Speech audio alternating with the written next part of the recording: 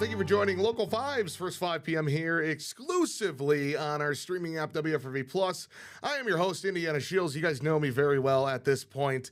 Good to have you back for another week. Excited to talk some news, excited to talk some fun stuff, and we have an absolutely packed house today. Not one, not two, not even three.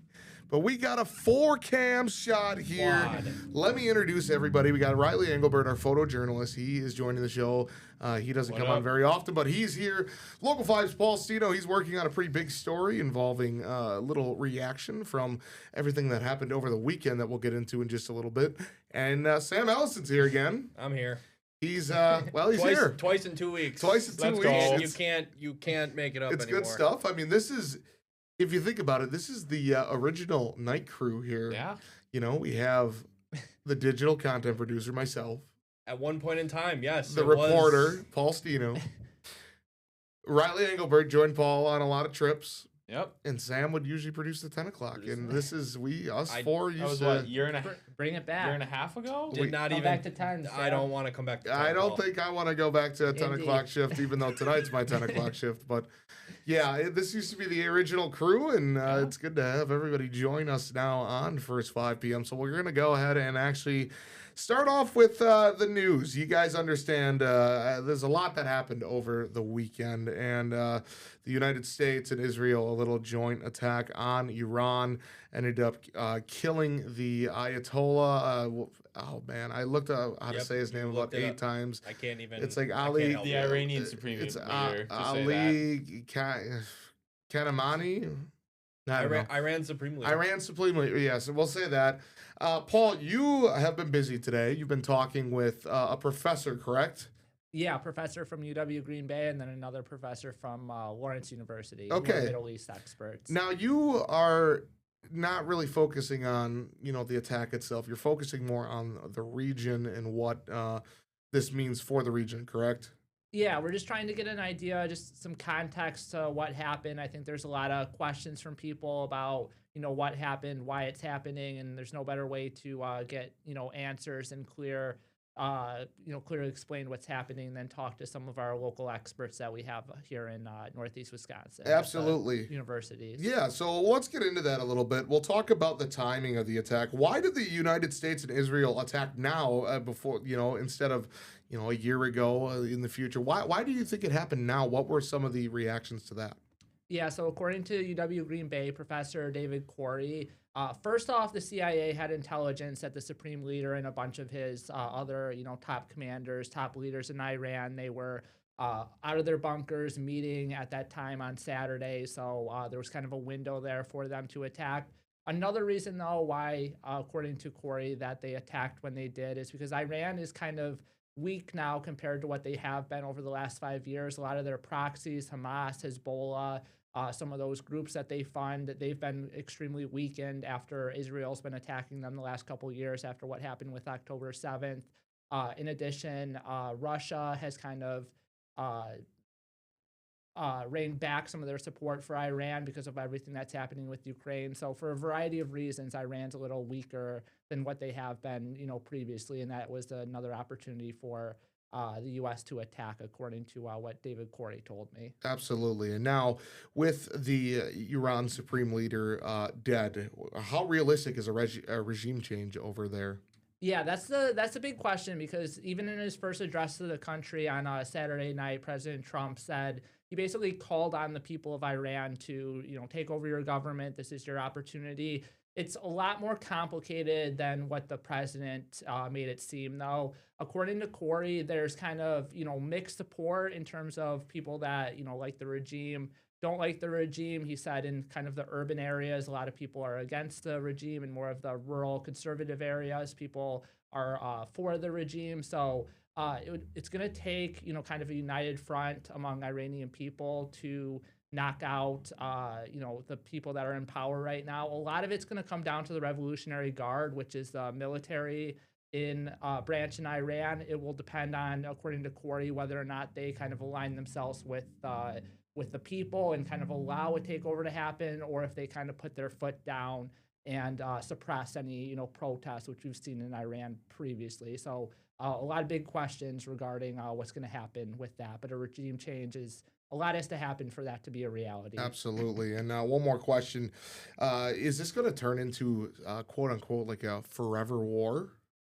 Yeah, I think that's another big question that a lot of people are wondering, especially in the United States. We, think about Iraq, we think about Afghanistan, 20-year wars that the U.S. was, a lot of people have an opinion that the U.S. was in there, for too long. Is the same thing going to happen here in Iran? According to Corey, it kind of depends on what the United States' ultimate goal is in Iran. Are they trying to achieve that regime change? Or is it more of a limited scope where they just want to take out the nuclear program in Iran? That will kind of determine whether or not how long this war turns into. The president, I think, at last check said that it would be 4 or 5 weeks, so not a forever war, but certainly that's a long time to be attacking each other at this scale. So Yeah, a lot of absolutely. unanswered questions there as well. Yeah, and already I believe 6 United States soldiers have been killed in action over in Iran. Sam, we'll shift to you real quick. Politics aside, obviously we don't want to get into all the political side of things. What was your reaction when you saw? Part of I woke up Saturday very early, Mhm. and yeah, I saw the notifications come through, and a part of me was like, I wasn't necessarily surprised that it happened. Mhm. I guess I was just more surprised at the timing. Yeah. And then as like the weekend continued on through, the thing that kind of struck me was that I guess there were rumors floating around that it's like a deal was like very close to being struck, and then Mhm. for like everything, and then then the strikes went off, and Yeah. it's kind of just like, well, then that deal is off the table, I guess. Yeah, absolutely. I was up pretty late Saturday night into Sunday morning, or no, it was Friday into Saturday morning. Yep. I was up pretty late playing some video games, doing some streaming, and I happened to get when I was finally ready to go to bed, laid in bed. I got a notification from like an email, the emails that we get from our corporate, and they said that there was an AP alert actually that the United States was bombing Iran and Iran. Same with Israel. I thought it was more just another, just another little casual bombing, but apparently was the big one. They take This out was the the big supreme one. leader of Iran, and now we'll have to see a regime change. Riley, any additional thoughts you want to add? Kind of similar to Sam, where I just thought the timing was weird because there were all the stories that came out last week where it sounded like they had made some progress in the talks, and it sounded like Iran was willing to make some concessions in terms of their nuclear program.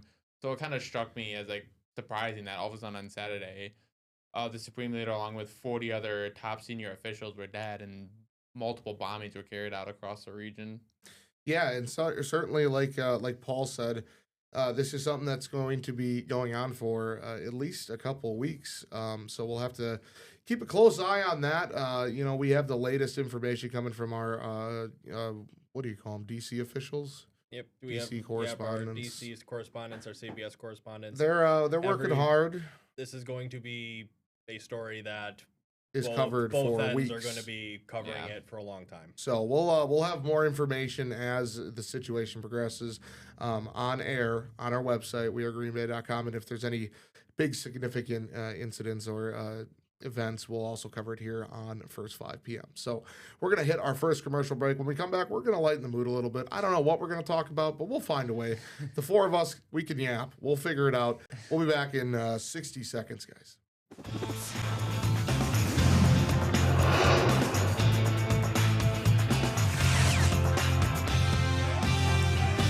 Welcome back to Local 5's First 5 p.m. here on WFRV Plus. Once again, joined by Riley Engelbert, Paul Sino, Sam Ellison. Big bummer time. It's over. We're not going to worry about that anymore. We're going to shift over to some sports because, all four of us are pretty big sports fans and stuff like that.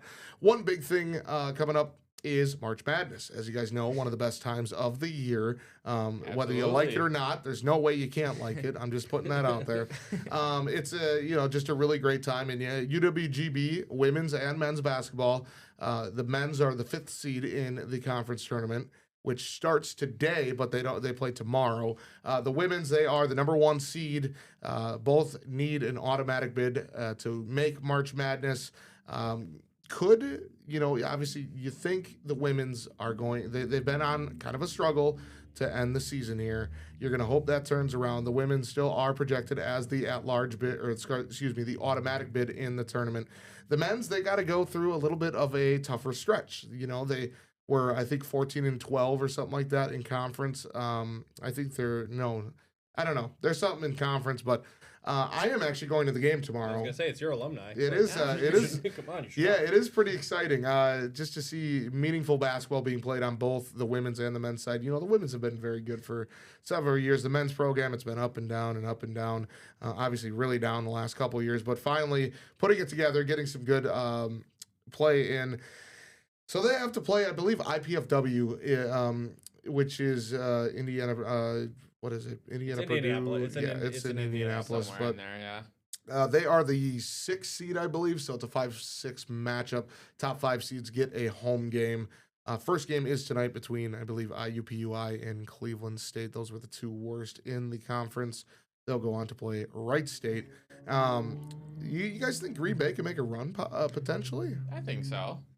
It's hard in conference tournaments just because it's so unpredictable. And for mid-majors, I mean, Sam, you know this all too well. They have to. What? Well, I'm just saying they have to win their tournament. You got to win the in. tournament, and you get in. There's no way anyone from the Horizon's getting an at-large. No. There's one team that will represent the conference, and it's going to be based on how the tournament plays out. I did bring this up with one of our directors. I was just like, can you imagine the craziness that would be if Green Bay were to win their conference, go into probably the tournament, which is probably them. If it's Green Bay, I think at best case 14 seed. Best case 14. I would say 15. I think I'd say 15, 16. But imagine they get a 16. They go to play Duke, and they beat Duke. That puts Green Bay on the map. Could you imagine? We'd have to send somebody.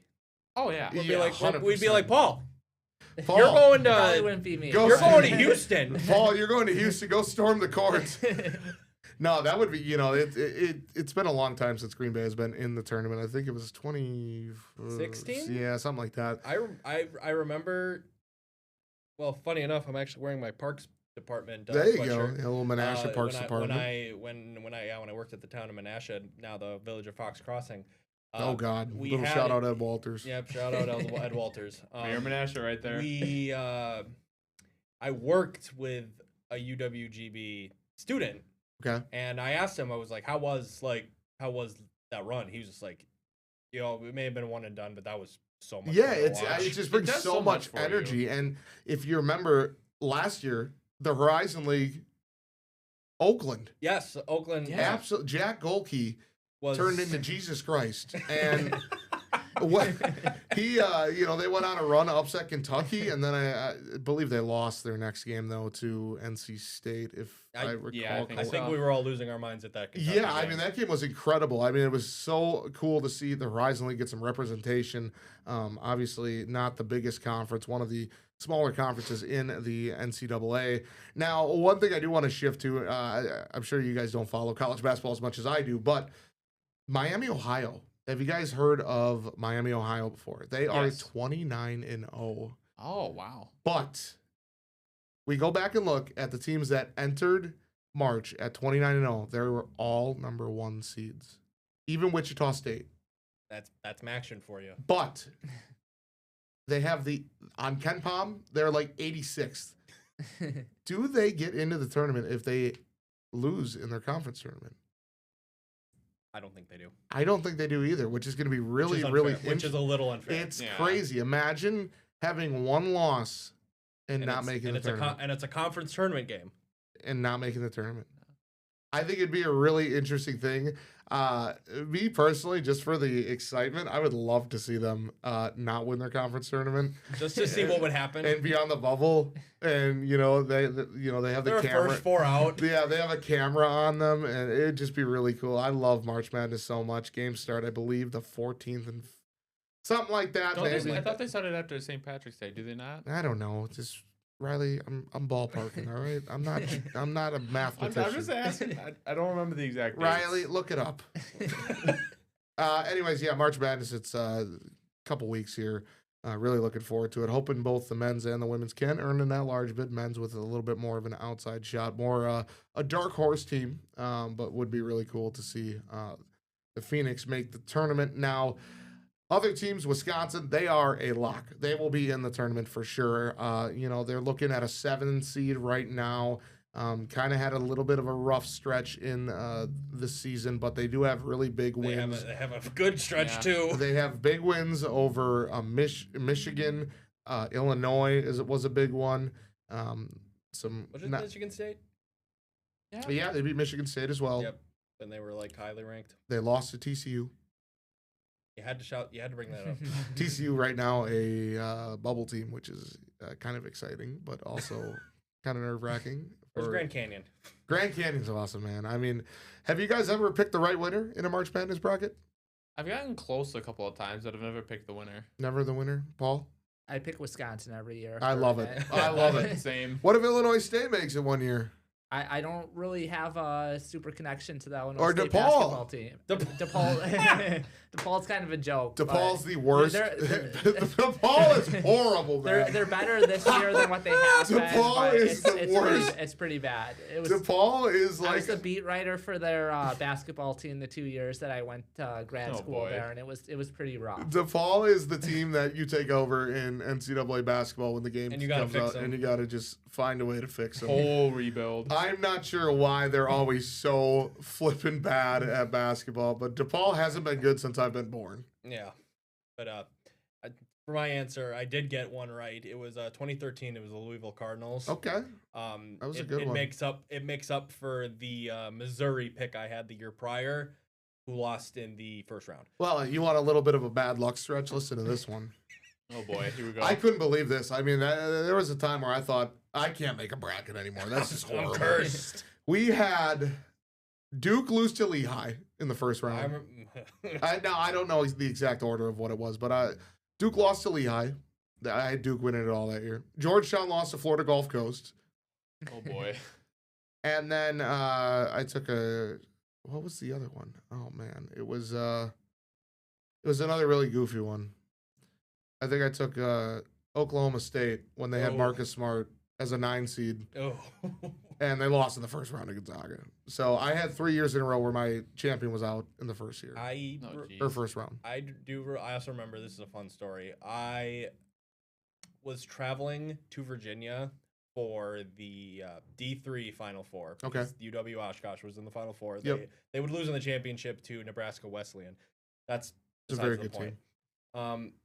And I picked Virginia to win the whole thing. And I don't know if you know this, but Virginia became the first team to lose to a 16 seed team. Uh-huh. And I remember I was on the phone with my wife because she was just wanting to make sure I made it to Virginia and okay and everything. And we were chatting for a little bit. All of a sudden, out of the hotel room, I just hear, "Sam, get in here." And I turn in, and yeah, they're like down by like 6 with like 50 seconds left. I was just like, "You gotta be kidding me. You gotta be kidding me." I had we had I was a little sour during that game because TCU made the tournament for like the very first time in a long time. And they had to face like North Carolina. Syracuse. As an 11 seed. And Jared, my best friend, he has a little bit of a sweet spot for Syracuse, and my dad, and Jared were watching the games, and I was just sitting there. You were so mad. I was so grumpy. I was sitting there like, man, this stinks. I hate this. You know, we finally look good, and we get freaking Syracuse in the first round, who's known to sneak into the tournament and go on a Sweet 16 run, which they did. And just be good. Oh man, it was so frustrating.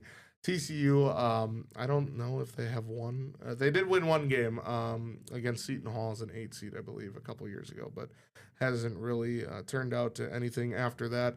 Hopefully this year we can get a little bit of an upset because they'll probably be a 10 or an 11 or 12 seed. Probably an 11, I would say, play an 11, 10 seed, but we'll see what happens.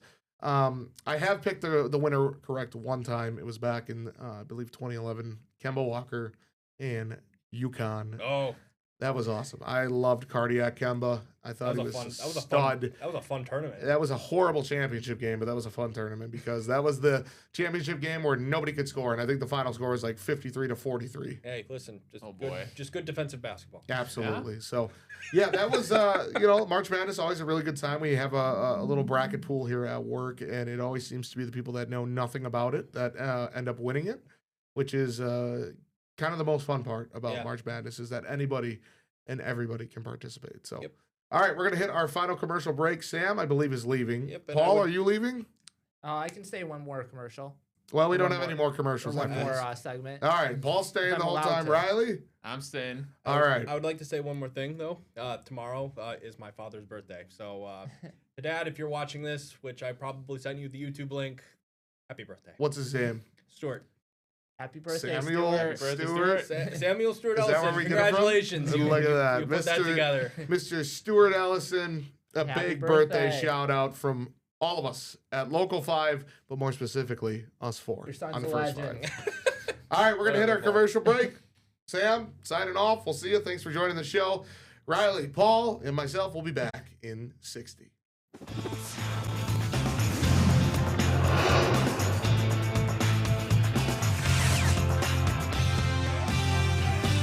Welcome back to Local 5's first 5 p.m. here on WFRV Plus. I'm your host, Indiana Shills. Paul and Riley are still here, but we do have one more story to cover here. Ellie Davis, she was very busy today with the Neenah Police Department. Now, after they lost 2 canines in 2024, there is now a new canine representing the police department. Let's go ahead and let Ellie take it away. After losing 2 canine officers in 2024, one local police department is preparing to welcome a new 4-legged partner to its squad. Local 5's Ellie Davis explains how the canine will help the police force.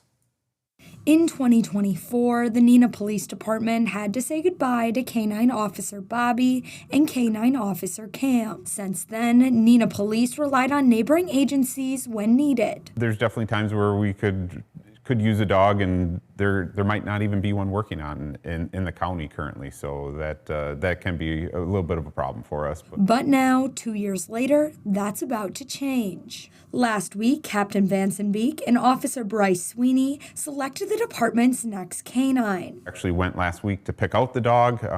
They run him through some different scenarios, some different things to show us different attributes of the dog. They chose Beau, a Belgian Malinois, who will work alongside Sweeney. Canine officers serve more than just partners on patrol. They are trained tools for public safety. Our dogs are usually dual-purpose dogs, so they're used for narcotic sniffs, and they're also used for apprehension. Bringing the program back comes at a cost, with the training and purchasing of the canine starting around $20,000. The real cost is the equipment, our squad car, computers, cages, those type of things that go into the squad car. You're probably looking at about at least $100,000 to start from scratch with that. He says the money does not come out of the city's general budget. Ours comes all from the donations from our amazing community. Vanson Beek says this new addition would not be possible without community support. It's great when you feel that support from the community, especially with the canines. In Neenah, Ellie Davis, Local 5 News. Thanks, Ellie. The Neenah Police Department says Officer Beau will be patrolling the streets by early May. After losing 2 canine officers. Yeah, shut it, Blake. Thank you. Good story there from Ellie about oh God, why is my face so big? I mean, don't answer that, but we got Ellie did some good work today talking to the Neenah Police Department. Congrats on them getting a canine Beau and another 4-legged friend to help assist in the day-to-day needs for the police department. All right, 3.5 minutes left, ladies and gentlemen. What do you guys want to talk about? Whatever you want. How's the weekend? Have a good weekend? When the breaking news happened, Paul I was watched glued to that TV the whole day. Watched the breaking news coverage. I went running a couple times, and that was about it. Cleaned the apartment. So not the most exciting thing ever, but had to be prepared for today because I knew that you knew you were going on some sort of story. Well, you're our go-to guy for breaking news and political-based stuff.